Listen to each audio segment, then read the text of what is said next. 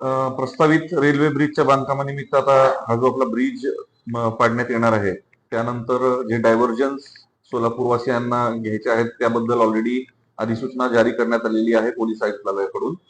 यामध्ये दोन्ही जे रोड आहेत, म्हणजे इकडे मोदी चौकीकडे जाणारा रोड असो किंवा इकडून 54 मीटर कडून येणारा जो रस्ता असो, त्या दोन्ही रस्त्याची पाहणी आम्ही केली. ही पाहणी प्रामुख्याने ट्रॅफिक आणि लॉ अँड ऑर्डर या दोन्ही अनुषंगाने आम्ही केलेली आहे. ट्रॅफिकसाठी एसीपी ट्रॅफिक आमच्या सोबत होते आणि त्यानंतर लॉ अँड ऑर्डरच्या हिशोबाने इथे काही इश्यू होऊ शकतात का यासाठी आम्ही त्याची पाहणी केली.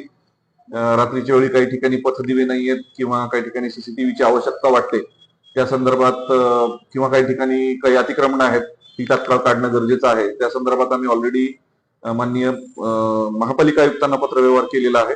या येत्या 1-2 दिवसात त्यांच्याकडून त्या कामांची पूर्तता होईल अशी अपेक्षा आहे. आणि त्याचबरोबर या दोन्ही रस्त्यांची सवय लागेपर्यंत सोलापूरवासियांना थोडस त्रासाला सामोरं जावं लागणार आहे, थोड्याशा गैरसोयीला सामोरं जावं लागणार आहे. आणि या सर्व गोष्टींची सवय लागेपर्यंत आम्हालाही थोडासा बंदोबस्त इकडे वाढवावा लागणार आहे. त्या अनुषंगाने मी आज या रोडची पाहणी केलेली आहे.